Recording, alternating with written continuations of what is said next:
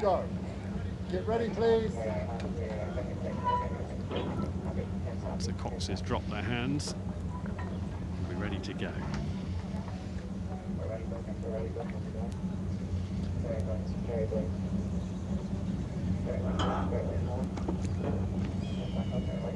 Making sure the boat sits still on the water. Attention. Go. Away they go then in the Thames. Marlow Rowing Club B against London Rowing Club B. These Club Open 8. Watching London Rowing Club. The Cox will have a very close eye on what's going on there.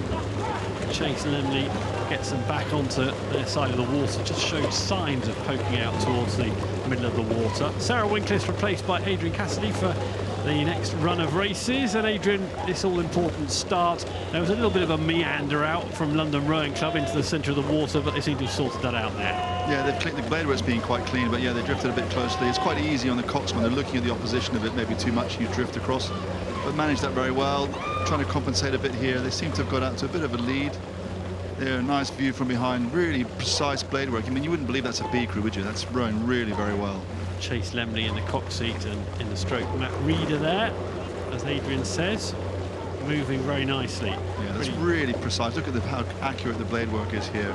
Really generating good precision. Yeah, perfect synchronization, isn't it? Bang, into the water, those blades. Yeah, it's good view. You can see the heat coming off the water, can't you? It's been hard for these athletes trying to warm up. Paddle in the morning and then try not to get too hot when you're warming up down there. So London Rowing Club. Well, they've actually warmed up, so to speak, and you have to do your stretching, I suppose, don't you? Get your muscles firing. Yeah, generally, they spend half an hour to 40 minutes doing warm-up paddle with some bursts and practice starts. Even in this heat? You would reduce the time of it, though, Yeah. you do less paddling in between. Yeah. But you still need to be thoroughly warmed up inside, so, but yeah, today wouldn't be a challenge. So it's pretty close, isn't it? Very close. Marlow really sticking close to the booms, but have a very straight line from the start. London maybe moving over a little bit towards them.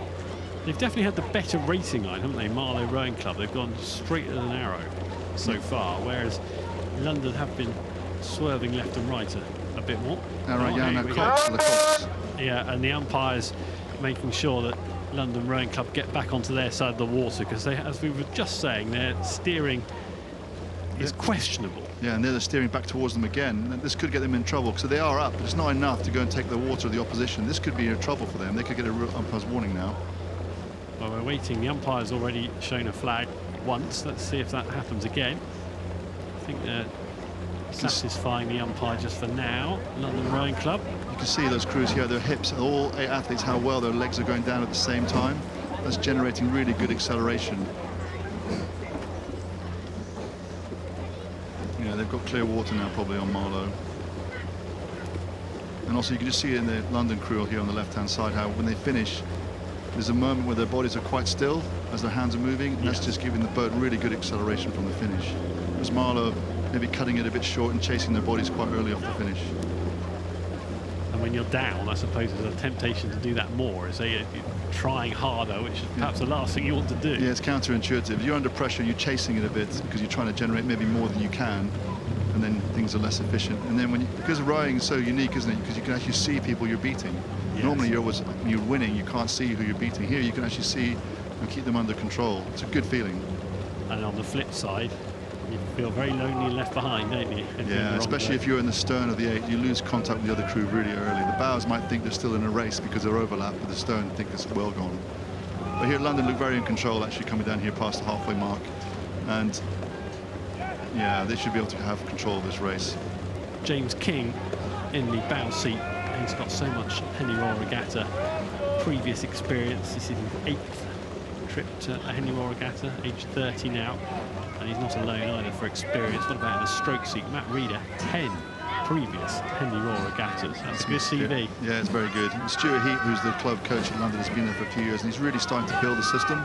He's starting to generate. This is kind of showing this. I mean, this London 8-1, the Club 8's a Met Regatta, which is like the right event for the B crews. And here they're coming here and putting a really slick performance. I mean, I said it earlier, but it doesn't look like a B crew. They're rowing really very well drilled.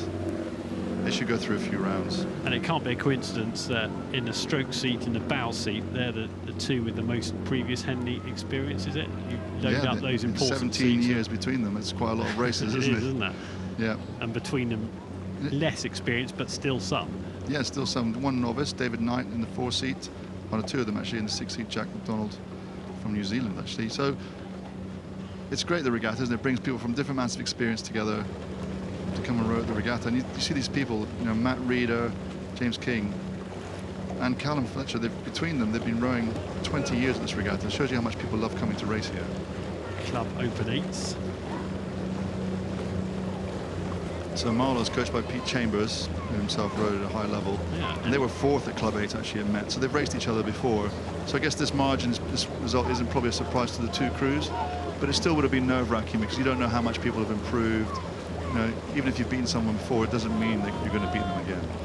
Pete Chambers, Olympics 2012 lightweight 4 silver medalist. No, that's his brother. Richard Chambers. Richard They're Chambers. both in the boat, aren't they? Both of them. Oh, there, you're right. My mistake. Yeah, you're right. both in there. Yeah. So here, London Rowing Club really in control of this race. You can see their stroke rate, their cadence has dropped. The boat's running further between strokes. So we get a view at the top. You can see the puddles of the 8, and you can see how much cover, how far they travel between sets of puddles. There's the blade work we talked about earlier. Really well timed. Yeah, the entry's really precise. Good work, London Rowing Club. Not too far to go now. Stewart's is getting noisier, isn't it? Despite the heat, there's enough energy coming from the crowd to help London Rowing Club over the line here. Yeah, it's good. It's a job well done. Marlow still going for it, as you always should, but it's clean and easy for London there. Yeah, they've got clear water and some. Well done to London Rowing Club. Thames Challenge Cup, couple more strokes and they're through to the second round. Yep, they've safely secured that. Marlow Rowing Club just coming over the finish line now. Decent effort from them on the Berkshire station.